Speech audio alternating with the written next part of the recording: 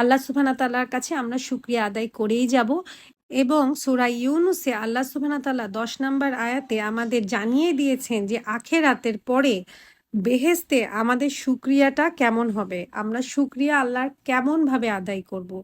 এবং এই নির্দিষ্ট আয়াতে আল্লাহ সুবহানাহু ওয়া তাআলা বলেছেন, সেখানে তাদের কথা হবে, হে আল্লাহ আপনি পবিত্র মহান, এবং তাদের অভিবাদন হবে সালাম, আর তাদের শেষ কথা হবে যে সকল প্রশংসা আল্লাহরই, যিনি সকল সৃষ্টির রব।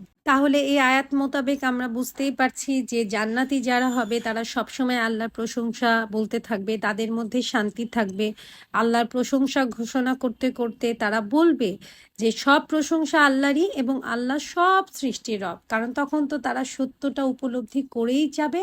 এবং যারা এই সত্যকে মেনেছে পৃথিবীর বুকে, তারাই কিন্তু বেহেশতি হবে। তাই আমরা সবসময় আল্লাহর শুকরিয়া আদায় করতেই